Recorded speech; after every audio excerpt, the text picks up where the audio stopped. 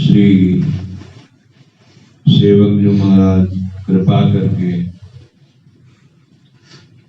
हमारी उपासना कैसे परिपक्व होती है और हमारी उपासना के परिपक्व होने में कौन सी बाधाएं हैं।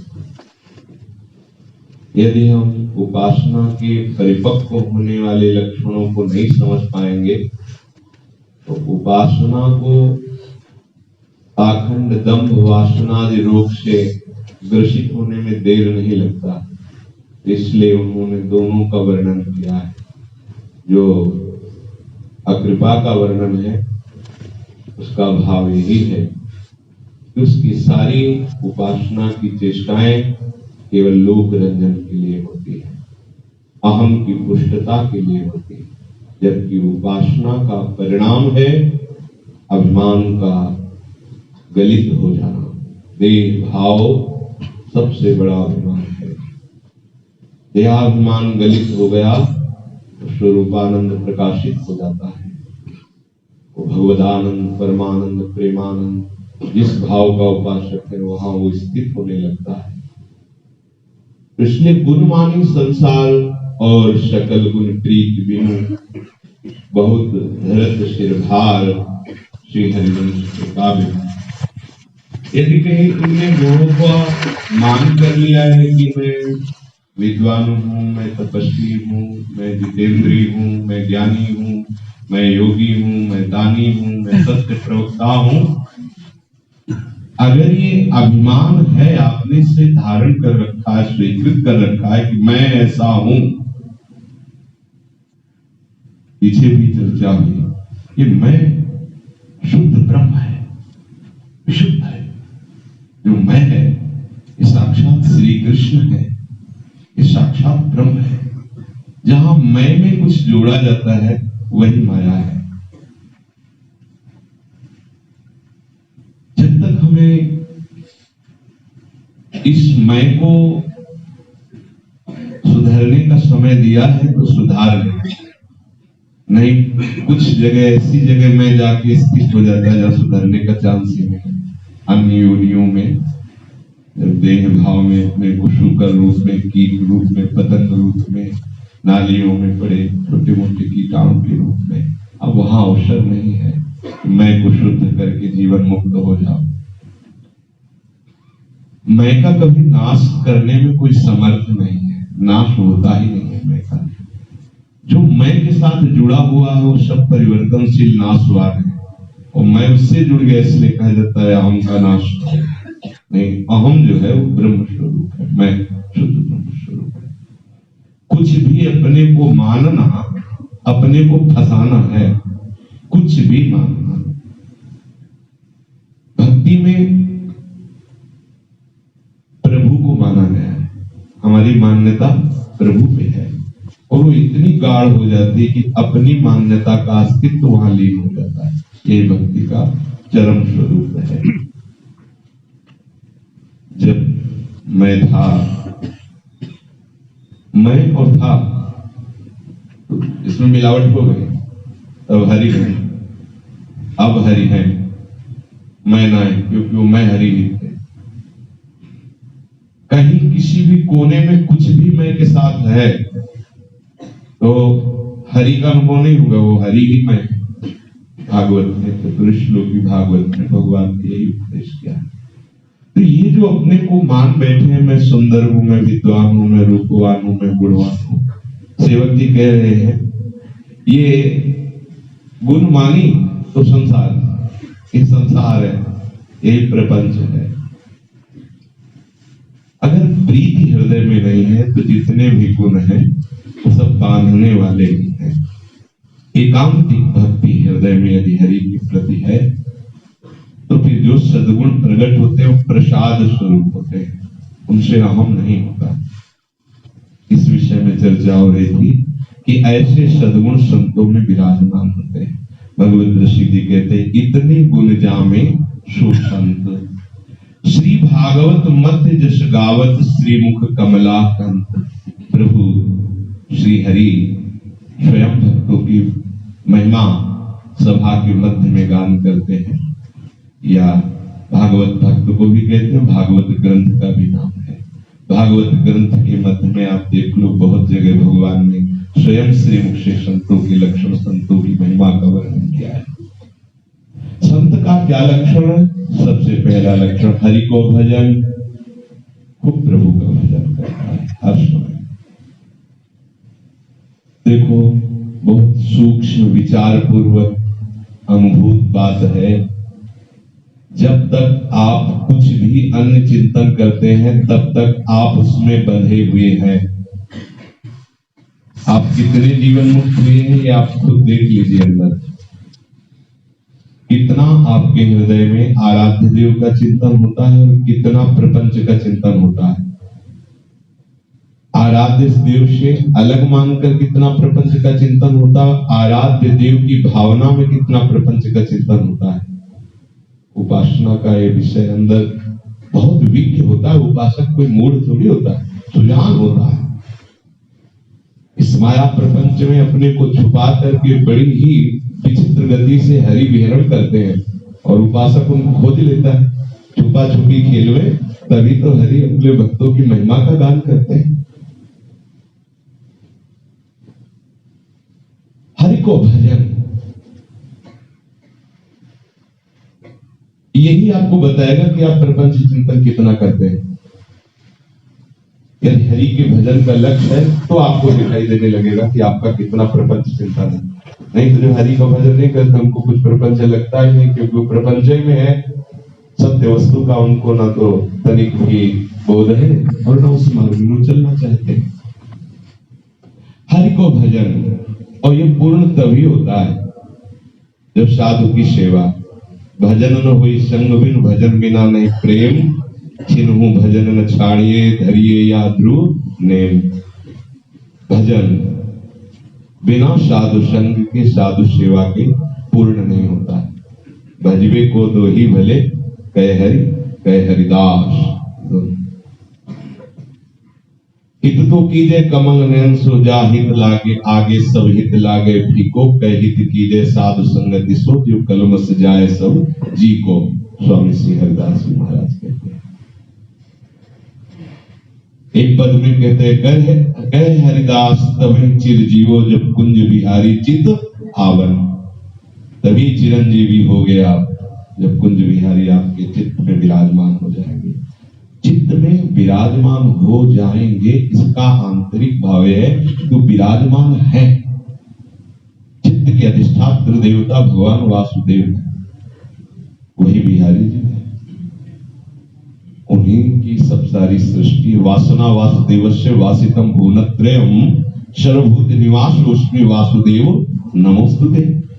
अब चित्त में जो गुण दोषमयी प्रपंच की वृत्ति का पर्दा लग गया है, वो वासुदेव का अनुभव नहीं करने दे रहा। अगर गुण दोषमयी प्रपंच का चिंतन छूट जाए, दूरे सृष्टि आदि वार्ता, तो वासुदेव के साथ खेलिए अंदर हृदय रूपी निकुंज में, उनके साथ विहरण की। साधु की सेवा, साधु की सेवा का तात्पर्य व्यवहारिक सेवा और आंतरिक सेवा। व्यवहारिक सेवा का भी मानते हैं कि अगर उनको आवश्यकता, औषधि दीजिए, वस्त्र दीजिए, भोजन दीजिए। अगर शरीर दर्द कर रहा है, रोग पीड़ित है, तो उसको दबा दीजिए, जैसी उनकी आज्ञा हो, जैसे उनको सुख मिले। और आंतरिक सेवा है कि वो जो आपको परमार्थ का उपदेश करते हैं उसको आप स्वीकार। अगर व्यवहारिक केवल सेवा है, परमार्थिक सेवा नहीं है, आंतरिक आप उनकी आज्ञा के अनुसार नहीं चलते, तो लाभ नहीं मिलेगा। शरीर के समीप सेवा करते हुए भी लाभ नहीं मिलेगा, याद कर लीजिए। और अगर उनकी आज्ञा का पालन करते तो बहुत दूर रहकर भी उनके हृदय के समीप आप रह रहे हैं। खास बात है उनके अंतर की बात को मानना। और यदि कहीं भगवत प्रताप से उनकी सेवा का सौभाग्य मिल गया है, खो के शरीर किस काम आएगा? सेवा कीजिए। पर केवल हम सेवा कर रहे हैं और चिंतन विषय कर रहे हैं, विषय की क्रियाओं की प्रति हमारी आस्था सुख बुद्धि है, तो उन महापुरुष के समीप रहते हुए भी आप लाभ नहीं ले पाएंगे। विषयों की महत्व बुद्धि संतों के संग से कटती है, ये उनके उपदेश का पालन करने पर। अगर आपने ऐसा नहीं किया तो विषय प्रधान बुद्धि आपको ऐसे संतों से मिलने पर भी लाभ रहित कर देगी, क्योंकि महासंगस्तु दुर्लभो रगम्यो। अगर आप उनके अनुसार चल पड़े तो अमोघस्य निश्चित आपको परम पद की प्राप्ति होगी।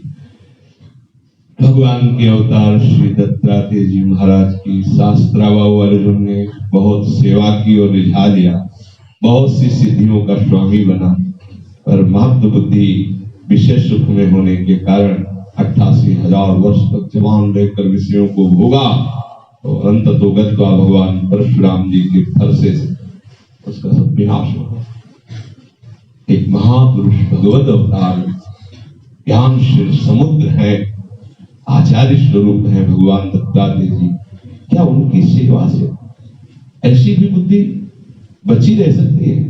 बस यही देखना है, कल्पतरु है, इनके नीचे जो मांगोगे वो मिल जाएगा, नहीं मांगोगे तो जो वो है वो आप बन जाओगे।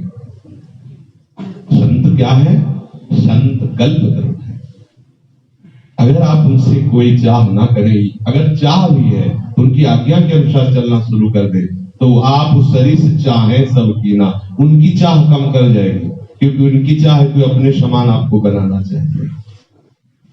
साधु की सेवा, उनकी आज्ञा का पालन करना प्रधान सेवा मानी गई है। सर्वभूत पर दया, समस्त भूतों पर दया करने का स्वभाव ही भक्त का होता है। पर जिस क्षण दया स्मृति, भगवत स्मृति से अलग होगी, उसी क्षण वो दया आपको फंसा देगी। अगर भगवत स्मृति, भगवत याद युक्त दया है तो आप त्रिभुवन में बिल्कुल कहीं भी विचरण करो, कोई आपको फंसा नहीं सकता, कोई भी दया आपको फंसा नहीं सकती। बस दया में खास बात सावधानी की है, भगवत स्मृति युक्त होना चाहिए, भगवत भावना युक्त दया होनी चाहिए। हमेशा मन वचन कर्म से किसी को भी दुख ना पहुंचाने की बात। अगर हम मन वचन कर्म से किसी को दुख पहुंचाते हो, हिंसा ही है, चाहे मन से, चाहे वचन से, चाहे चेष्टा से। लोभ, किसी भी वस्तु, पदार्थ, स्थान आदि का लोभ हृदय में नहीं होना चाहिए। हमारा लोभ का विषय हमारे आराध्य देव का नाम है, आराध्य देव का रूप है, आराध्य देव की लीला है, आराध्य देव का धाम है। संतों के हृदय में वस्तु, पदार्थ, स्थान का लोभ नहीं होता, इसीलिए भगवत स्वरूप है। लोभ पास जेहि गल न बंधाया, सो नर तुम समान रघुराया। जिसने अपने गले को लोभ की फांसी में नहीं डाला वो भगवत स्वरूप ही है। दंभ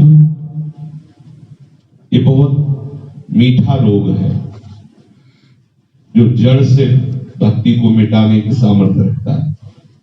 दंभ पाखंड ये बहुत मीठा रोग है। जो हमारे अंदर भाव नहीं है, उससे हम किसी को रिझाने के लिए जो बनावटी प्रदर्शन करते हैं, वो हमारा हृदय ही जानता है, दूसरा तो क्या जानेगा। तो हमें चाहिए कि ऐसे कभी भी कोई भी भाव प्रदर्शित ना करें। कोई हमसे मिलने आ रहा है, हम बंधन करके बैठ करके वैसी मुद्राएं धारण कर, ये सब दम है। जैसे हो वैसे संत सहज सरलचित होते हैं, वो बनावट नहीं होता। बनावट बहुत बड़ा एक रोग है। थोड़ी भी मान प्राप्ति की आकांक्षा भक्ति को दम हमें परिवर्तित कर देती है। बड़े से बड़ा साधक भी चूक करके दंभ का आश्रय ले लेता है। बहुत सावधान। छल जो हमें चाहिए वो हमें गुरुदेव ने दे दिया। हमें नित्य विहार चाहिए तो हमारे गुरुदेव ने जो नाम दिया, मंत्र दिया, उपदेश दिया, उपासना दी, ये इसी में नित्य विहार समाया हुआ है। अब हम किसी वस्तु, स्थान, भोग, धन आदि के लिए, मान आदि के लिए अगर हम छल करते हैं तो हमारे अंदर लक्ष्य ही नहीं है, तो साधु कैसा? साधु वही जिसके हृदय में छल नहीं, निश्चल स्वभाव। छल क्या हमें चाहिए? क्यों करें हम? कपट क्यों करें? छल क्यों करें? हमारा प्रीतम सर्वांतर्यामी है, वो सब कुछ जानता है और सब प्रीतम के स्वरूप है। तुम छल किससे करें? किससे गुस्सा करें? किससे कपट करें? किससे लोभ करें? किस पर दोष दृष्टि डालें?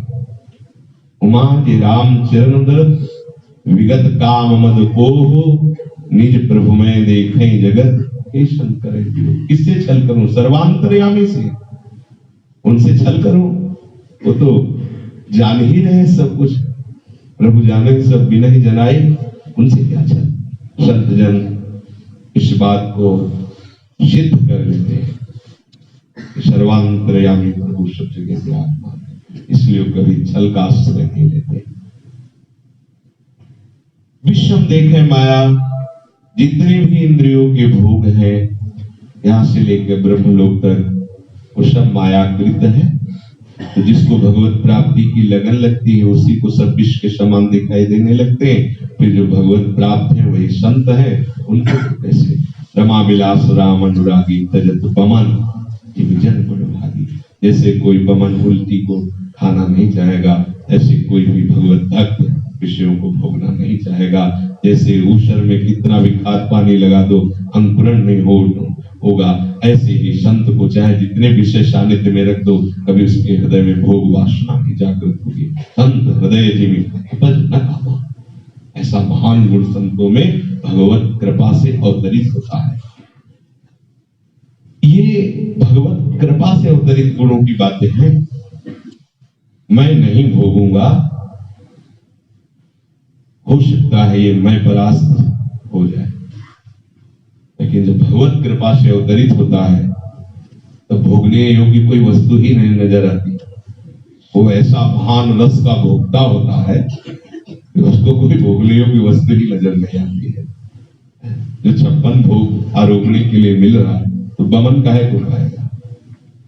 विश्ववत, मलवत, बमनवत ऐसे संसार के भोगों का वर्णन महापुरुषों ने किया। शयनशील जो भगवत अनुराग में या भगवत तत्व के बोध से युक्त महात्मा है, उस शरीर को जैसे सांप अपनी केचुल से कोई संबंध नहीं रखता, ऐसे बिल्कुल शरीर संबंध रहित ही होते हैं। अब जितने भी द्वंद्व हैं वो सब स्थूल सूक्ष्म शरीरों पर ही व्याप्त हैं, स्वरूप में तो व्याप्त नहीं। और स्वरूप स्थित महापुरुष सब कुछ आनंद पूर्वक सहता है। भक्त यदि उस स्थिति को प्राप्त नहीं है तो भगवत विधान मानकर प्रसन्नता पूर्वक सहता है कि अब तो हम प्रभु की शरणागत हैं। मेरे जीवन में जो भी स्थिति परिस्थिति आएगी वो मेरे प्रभु के द्वारा भेजी हुई आएगी, चाहे वो अनुकूल हो या प्रतिकूल हो। अनुकूल में हर्ष नहीं, प्रतिकूल में शोक नहीं। बस ये हो गया भक्त का सहनशील स्वभाव। जो तत्वज्ञ हैं उनको तो कहीं फर्क ही नहीं पड़ता, पर जो अभी तत्वबोध को प्राप्त नहीं हुए हैं और भक्ति मार्ग में चल रहे हैं तो इतने समर्पित होते हैं कि उनको ये अनुभव होता है कि मेरा जीवन प्रभु को समर्पित है। अगर मेरे जीवन में दुख आ रहा है, प्रतिकूलता आ रही है, अपमान है, तो मेरे प्रीतम ने विधान किया है मेरे किसी मंगल स्थिति पर पहुंचने के लिए। इसलिए वो आनंद पूर्वक किसी से शिकवा शिकायत करना ये उपासक का कर्तव्य नहीं है।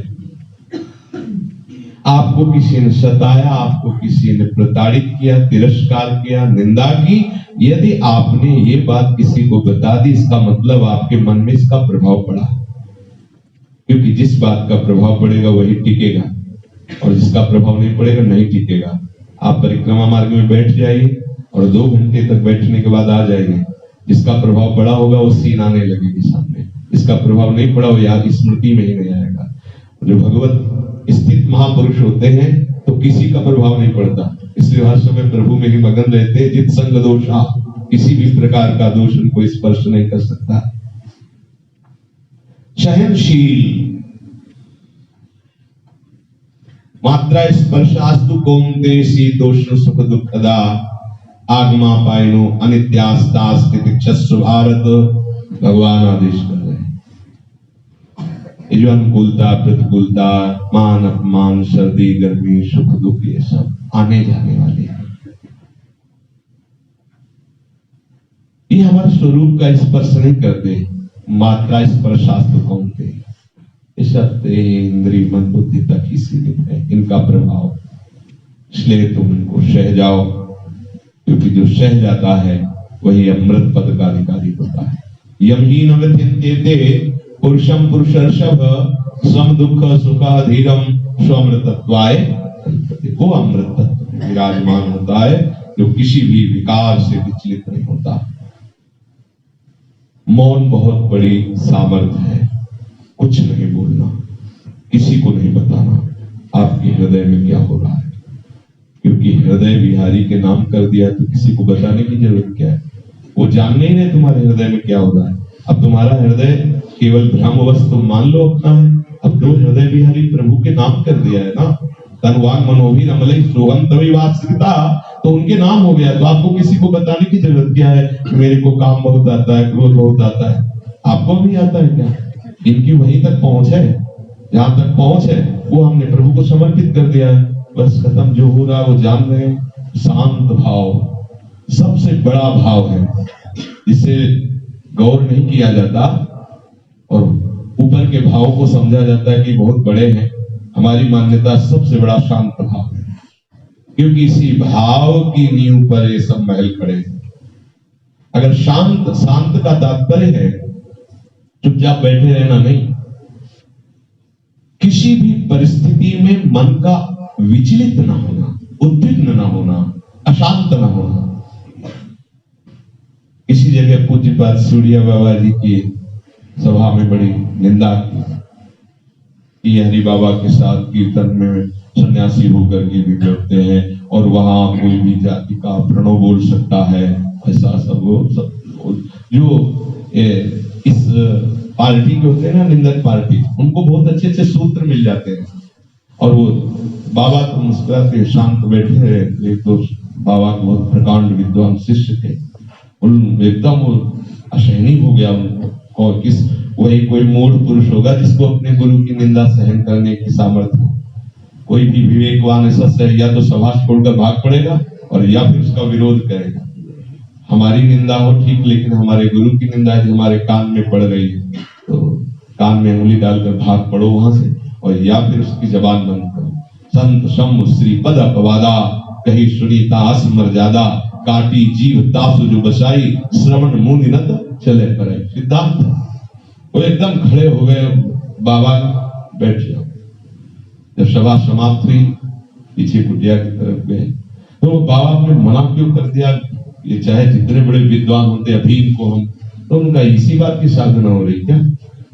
अरे आज तो अवसर दिया प्रभु ने स्थिति समझने के लिए, निंदा करवाई है, हृदय में क्या स्थिति है तो समझने का अवसर दिया, और आप उसका विरोध करो नहीं, उसको और बोलने दो और बोलने, देखते कितना सह सकता है हृदय।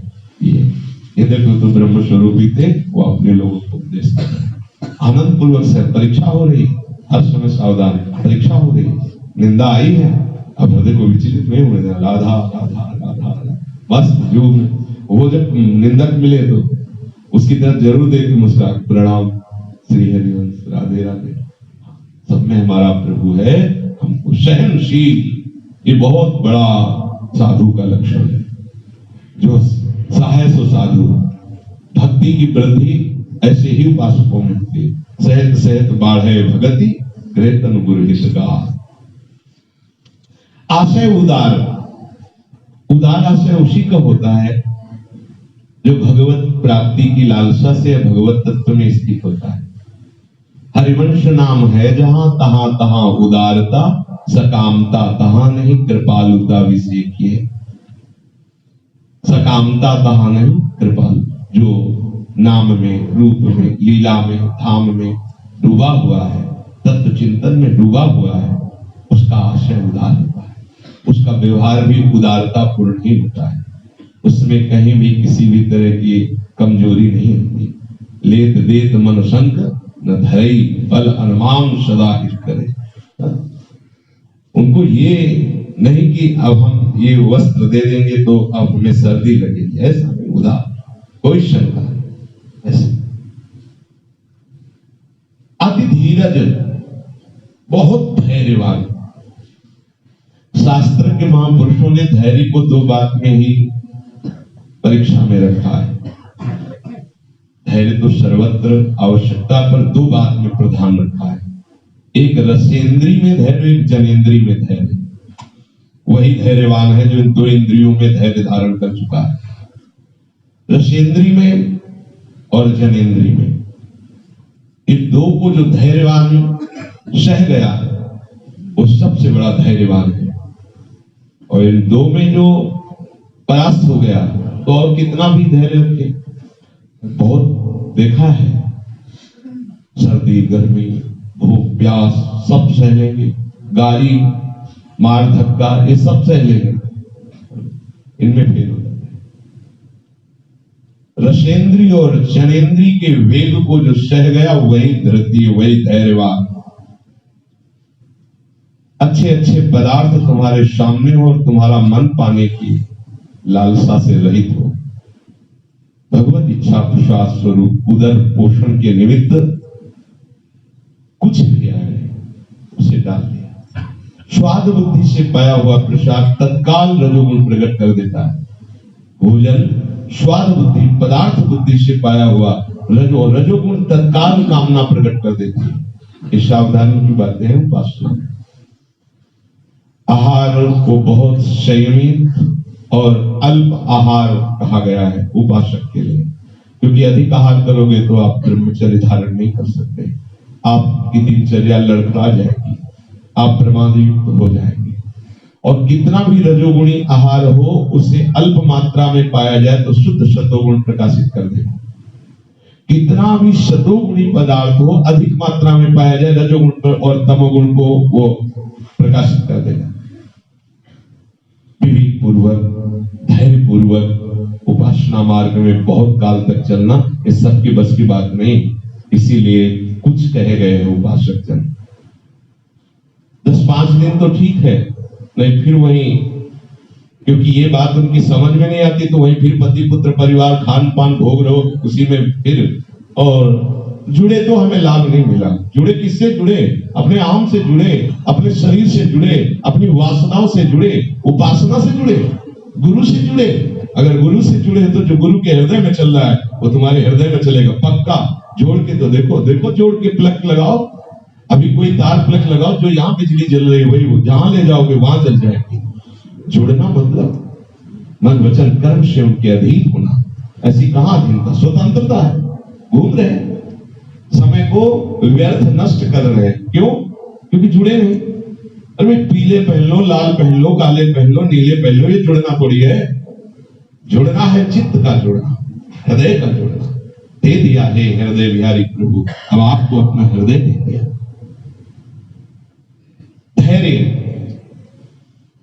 रसेंद्री और जनेंद्री पर जिसकी पूर्ण संयमित वृत्ति होती है वही धैर्यवान कहा जाता है। 4 महीने जो सन्यासी जन होते अपने जब सन्यास में थे, जब चातुर्मास्य का नियम दिया जाता है, किसी एक स्थान पर रहना, एक बार अल्पाहार करना, बस अधिक से अधिक मंत्र जाप करते हुए तत्व विचार में मगन रहना। 4 महीने एक जगह। अपने लोगों को तो 12 महीने का वास दे दिया गया है। बहुत बढ़िया अवसर है, संयमित जीवन व्यतीत करो। जब आप अल्पाहार करोगे तो आप में आध्यात्मिक ऊर्जा शक्ति शरीर में काम करेगी। जिनको ये लगता है कि अगर पेट भूखा रहा, पौष्टिक आहार नहीं पाएंगे तो कमजोर हो जाएंगे, पाते पाते कमजोर हो जाओगे। अगर आप अल्पाहार करोगे तो आप देखोगे आपके शरीर में उछालीपन रहेगा, ब्रह्मचर्य पुष्ट रहेगा, आपकी दिनचर्या ठीक चलेगी। और रसेंद्री ठीक तो जनेंद्री ठीक, और रसेंद्री बिगड़ी तो जनेंद्री को कोई कितना भी बड़ा बहादुर रोक नहीं सकता। सिद्धांत है, समस्त इंद्रियों का विजेता है। अगर रसेंद्री का विजेता नहीं है तो फिर नहीं हो पाएगा। रसेंद्री का विजेता है तो सब इंद्रियों पर अपने आप उसका अधिकार हो जाएगा। सत्य वचन, संत जन कभी झूठ का आश्रय नहीं लेते। क्यों झूठ का आश्रय लें? सत्य वचन। सत्य वचन क्या है? भगवत नाम, भगवत रूप वर्णन, भगवत लीला वर्णन, भगवत गुण वर्णन, इसके अलावा सब असत्य है। ब्रह्म सत्यम जगन मिथ्या, अर्थात जगत की जितनी भी बातें होती हैं वो सब मिथ्या ही है। इसलिए संत जन जो होते वो सदैव मम गुण गावत लग शरीरा, गद गद कंठ नयन बह नीरा। प्रभु के चरित्र में डूबे रहते हैं, प्रभु के यश श्रवण में डूबे रहते हैं। जब परस्पर मिलते बोधयंता परस्परम कथयन्ति च माम नित्यम तुष्यन्ति च रमन्ति च तेषां शतत युक्तानां भजतां कीर्तिपुर। ये है सत्य वचन। सत्य वचन संसारिक वार्ता नहीं है कि हम सत्य बोलेंगे हमने देखा आपने ऐसा किया। क्या देखा तुमने? तुमने देखा सत्य विषय को कि एक ही परमात्मा विविध रूपों में खेल रहा है? एक ये देखा? नहीं देखा, तुम झूठे। सत्य तो वही है, सच्चिदानंद रूपा, वो प्रभु की सत्य है। सबको सुखदायक, तुम्हारी चेष्टा सबको सुख देने वाली होनी चाहिए। कौन सा सुख है ये समझना होगा, तभी तो सुखदायक वृत्ति का आप आदर करोगे। जब हम भगवत यश सुनाते हैं तो विषय से विषयी पुरुष के भी पापों का नाश होकर उसके सुख का विधान होता है। भगवान नाम कीर्तन जोर जोर से करते हैं, या जब हम अंतर में भजन करते भी ऐसा संकल्प करते हैं, सर्वे भवन्तु सुखिनः सर्वे सन्तु निरामया, यह है हमारा सुखदायक वृत्ति। ऐसा नहीं कि सामने वाले के मनोरंजन को सुखदायक कहा जाए, सामने वाले के मन के अनुसार चले उसको सुख पहुंचे, क्योंकि शास्त्र आज्ञा करता है कि सुखदायक वृत्ति सुख देवे को चावचित। सुख क्या है? सुख क्या है पहले जानना होगा। सुख है सच्चिदानंद प्रभु, उसके नाम का। इसीलिए तो जो भगवत चर्चा का दान करते उन्हें भूरिदा जनाब कहा गया, उन्हें सबसे बड़ा दानी कहा गया, क्योंकि वो सुख का दान करते हैं। सुख है भगवत स्वरूप, भगवत चर्चा, भगवत नाम गुण कीर्तन, या भगवत भजन करते हुए जगत मंगल की भावना। गही अनन्य व्रत एक ही, संत जन सदैव अनन्य व्रत में स्थित रहते हैं, चाहे वो संन्यास मार्ग के हो या भक्ति मार्ग। संन्यास मार्ग में अहम के सिवा त्वाम है ही नहीं, न त्वाम है न मम है, अहम ही है ज्ञान मार्ग में। और भक्ति मार्ग में अहम लय हो गया तो केवल त्वाम ही तू ही तू। चित्त देखो चित्त श्याम नहीं, तू कहीं नहीं, मैं तो कहीं नहीं। मैं है शुद्ध ब्रह्म, और भक्ति में बस तू ही तू। जिधर देखता हूं तेरा ही तू ही तू। लाली देखन मैं चली, क्या है लाली मेरे लाल की, चित देखूं चित लाल, और लाली देखन मैं चली मैं भी हो गई लाल। लाल प्रीतम ही प्रीतम। कहीं अनन्य व्रत एक भरोसो एक बल एक आस विश्वास, एक राम घनश्याम हित चातक तुलसीदास। चातक की वृत्ति की तरह संत की वृत्ति होती है, वो अपने स्वरूप में या अपने आराध्य देव में सदैव स्थित रहते हैं, स्थित रहते हैं। जैसे आप नाम में डूबे, नाम जपना और संसार का चिंतन होना, इसे डूबना नहीं कहते। डूबना जब होता है जब रोम रोम में केवल नाम ही छाया है। नेत्र खोले तो नाम, नेत्र बंद करे तो नाम, श्रवणेंद्रिय में केवल नाम, एक एक नस नाड़ियों में नाम लहराता है, वो डूब गया, नाम में डूब। अब नाम के सिवा कुछ बचा ही नहीं, रूप में डूब गया, अब रूप में ही समा, लीला चिंतन में डूब गया, अब लीला चल रही है। ये तभी होगा, पहले अनन्य व्रत धारण करो। गही अनन्य व्रत एक ही, कर्म धर्म को करो वेद विधि को बहुविधि देवतन उपासी, को तीरथ तप ज्ञान ध्यान व्रत और को निर्गुण ब्रह्मोपासी। कोई यम नेम करो अपनी रुचि, को अवतार कदम उपासी, पर मन क्रम वचन त्रिशुद्ध सकल मत, हम श्री हित हरिवंश। गई अनन्य व्रत एक ही। इंद्रिजित संत जन इंद्रिजित होते हैं। कोई भी बिना भगवत चरण का आश्रय लिए इंद्रिजित नहीं हो सकता है। बहुत काल तक इंद्रियों पर शासन करने पर भी अवसर आने पर वो भ्रष्ट कर देते हैं। बहुत काल तक, जैसे श्री शौभरी जी बहुत काल तक यमुना के जल में समाधिस्थ रहने की सामर्थ्य वाले। अब यमुना के जल के अंदर समाधिस्थ कितना बड़ा इंद्रिय विजयी महात्मा, और एक दृश्य ने उनको, और जो भगवत चरणों के आश्रित है उसको मेहनत नहीं करनी पड़ती, शांत होते चले जाते। जो भगवत आश्रय है ना, इसमें बहुत बड़ा सहयोग है। कृपा ऐसे उसको शांत करती चली जाती है, धीरे धीरे उससे पता ही नहीं चलता कि जिन बातों के लिए इतनी लड़ाई लड़नी पड़ती, वो बातें कब शांत पड़ गई। बस नाम कीर्तन गुणगान सुनते गाते और इससे समय व्यतीत होता गया, भगवत आसक्ति बढ़ती गई, ये अपने आप शांत हो गए। कभी कोई चर्चा हुई तो स्मृति में आई बात, नहीं तो गई।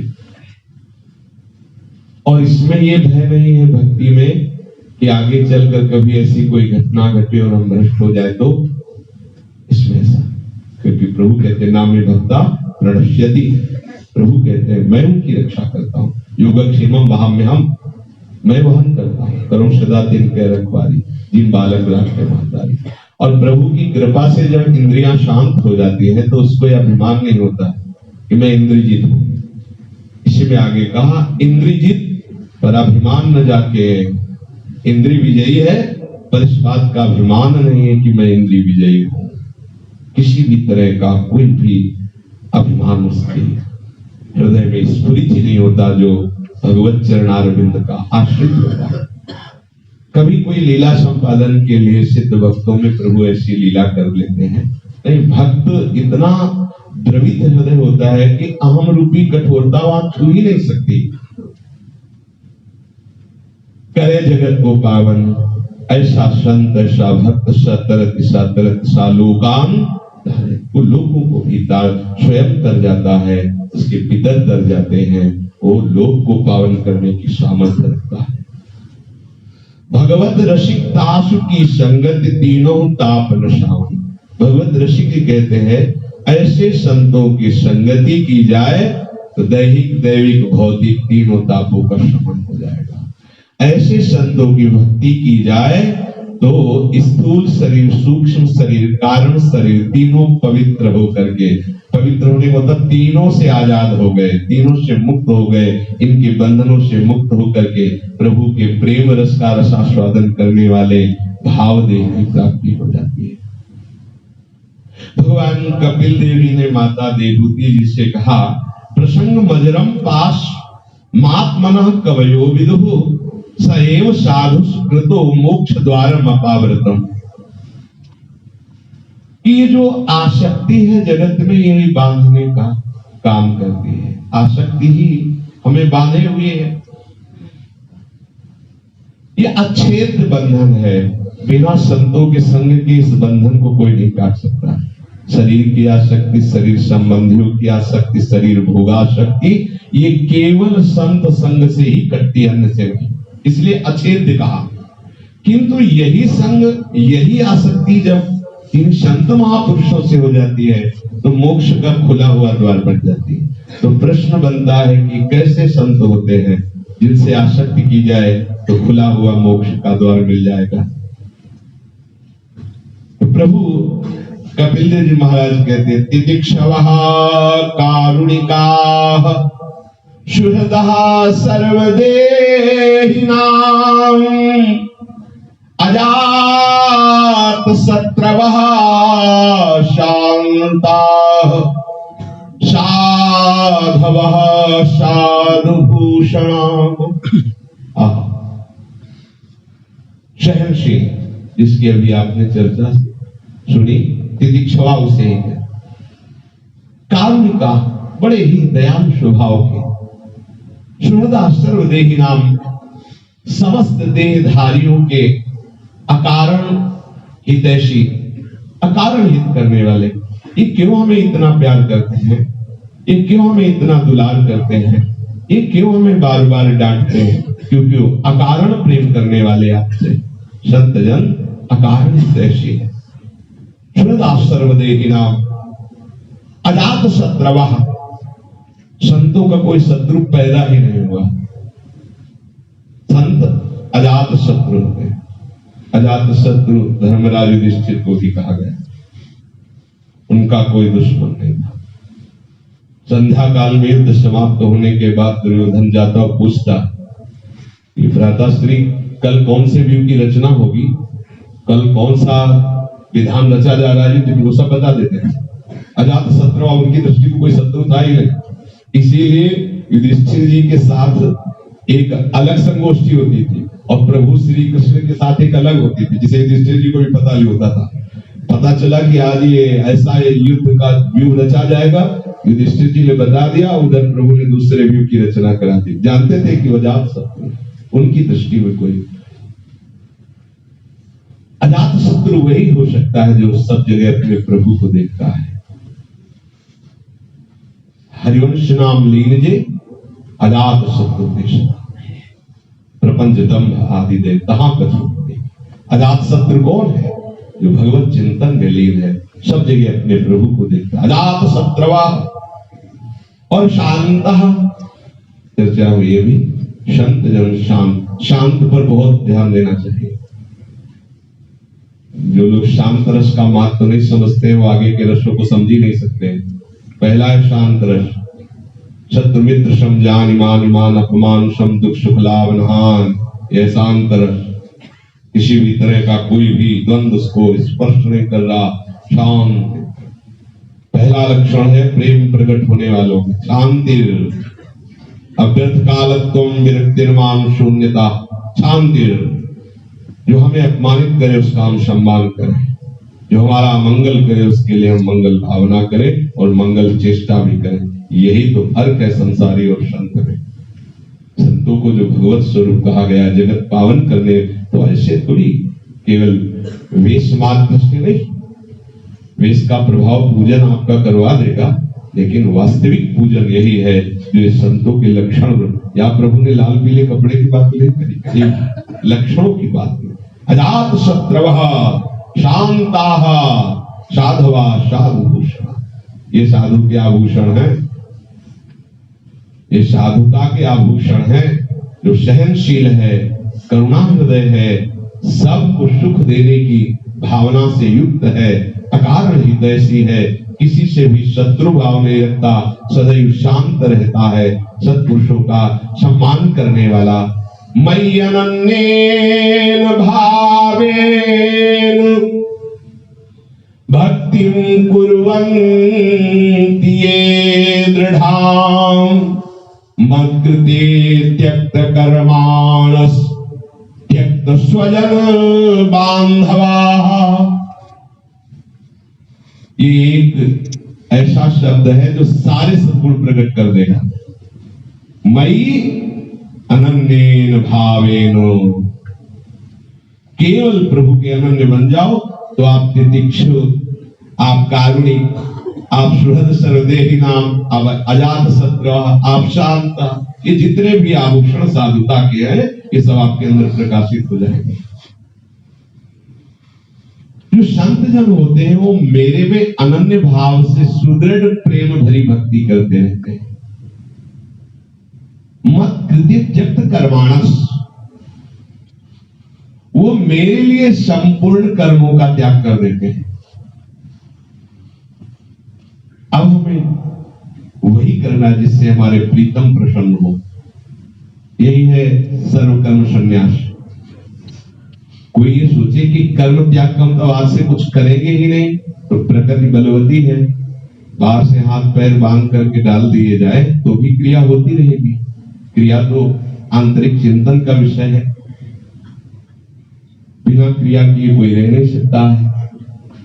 तो यहाँ कर्म त्याग का तात्पर्य है प्रभु के प्रति, प्रभु की प्रसन्नता के लिए समस्त कर्मों का जो भी हमें आचार्य गुरु कृपा से मिलते उनका संपादन करना, केवल प्रभु की प्रसन्नता के लिए, केवल प्रभु के लिए, प्रभु अर्पण बुद्धि से, प्रभु समर्पण बुद्धि से।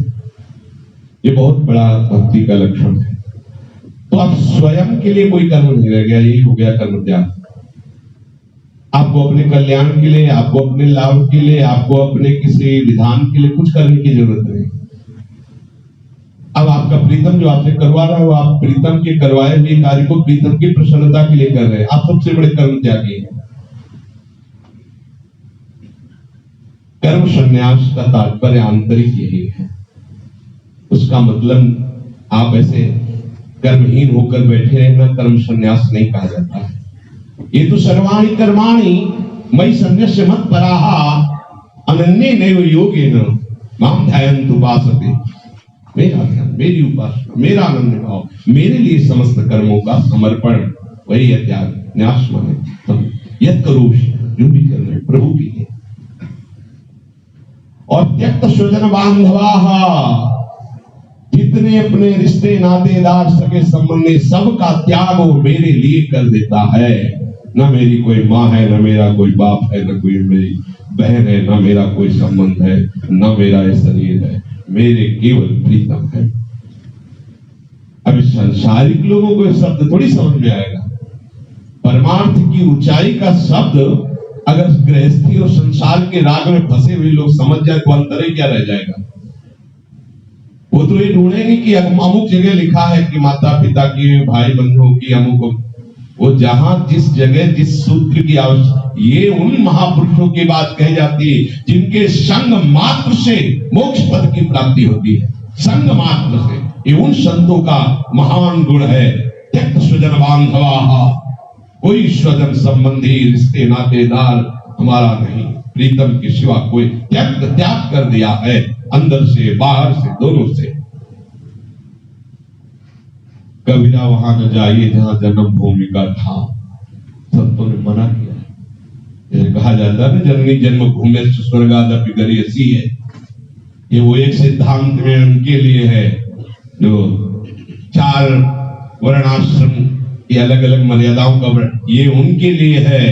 कबीरा वहां न जाइए जहां जन्म भूमि का ठाव, ये उनके लिए है जो भगवत अनुराग में मगन होना चाहते हैं।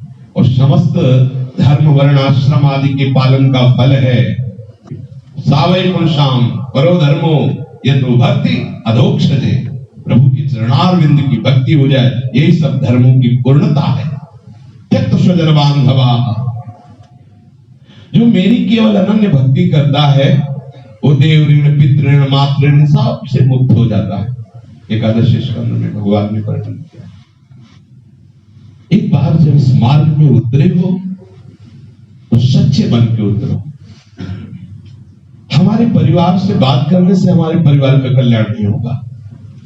अगर आप सच्चा परिवार का हित चाहते हैं तो परिवार का चिंतन छोड़ दीजिए, परिवार के मिलन जुलन की वृत्ति का त्याग कर दीजिए। केवल हरि और हरि परिकर को अपना परिवार मान लीजिए, आपके परिवार का भी कल्याण हो जाएगा।